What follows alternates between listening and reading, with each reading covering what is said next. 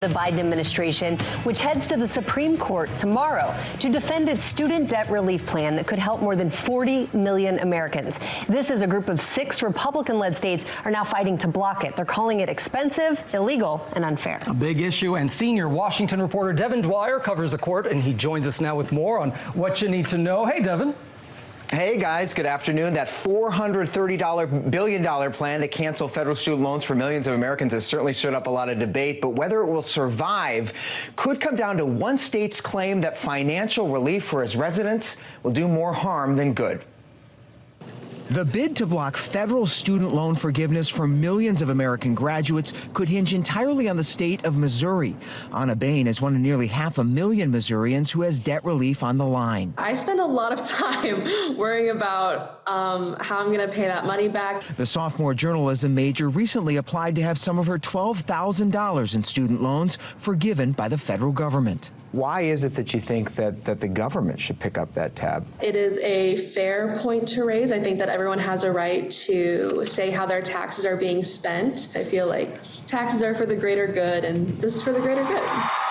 The U.S. Education Department last year, citing a need to protect the greater good during the pandemic, invoked emergency powers. This is a game changer. The agency offering to absolve as much as $20,000 of federal student loans for more than 40 million eligible borrowers.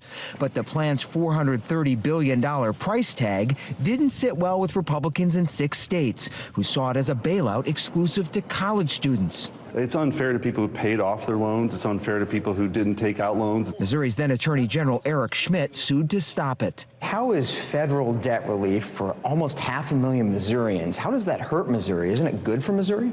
Well, I mean, it's adding to our debt, number one. I think the reason why this case is before the Supreme Court and why Missouri and the other states are ultimately going to win is because Missouri has a loan servicing organization called MOHELA that derives revenue from interest. MOHELA, or the Missouri Higher Education Loan Authority, is the nation's largest servicer of federal student loans with more than 5 million accounts totaling $148 billion.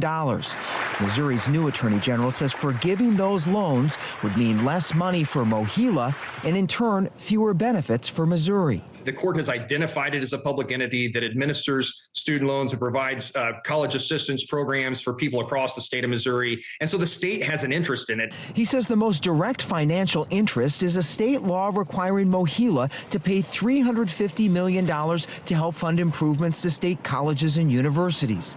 Some of the money used for upgrades like this medical center in Columbia. But MOHELA still owes $105 million more. They have not kept that up. And so to say that you have borrowers who, they need to pay what they owed.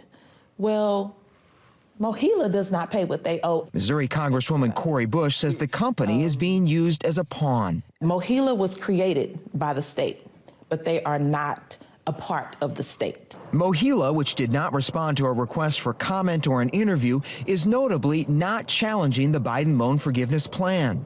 Some top conservative legal scholars have told the Supreme Court while they don't like the debt cancellation plan, letting Missouri challenge it could set a dangerous precedent. If these states are granted standing here, it could lead to far broader abilities of the states who haul the federal government into court. A high-stakes decision that hinges entirely on whether the justices believe debt relief for millions hurts MOHELA, which in turn hurts Missouri. The soaring cost of higher education these days is so insane and so inaccessible for so many people. And I think that just leveling out the playing fields, I think that's really important. No question, guys, a lot on the line here. The White House says about 90% of the relief under their plan would go to those earning less than $75,000 a year. At the same time, of course, it would cost the government nearly $500 billion, guys. Hey, Devin, before you go, obviously so many families, they're still really struggling with student debt. What happens if the Supreme Court strikes down this plan? I mean, is there any other sign and hope for relief? Yeah, that's a great question, Gio. A lot of people asking it as they watch this. The federal government does have other options. They have some tools and authorities that can help ease repayment of those loans, and the administration has told me they plan to go back to the drawing board if they lose this case. But make no mistake, if they lose in court here, those future tools and authorities are likely to end up in court as well. So this is a really big deal tomorrow, and a lot of people watching it very closely, guys. All right. I know you'll be watching, and we will as well. Devin Dwyer, thank you so much for that.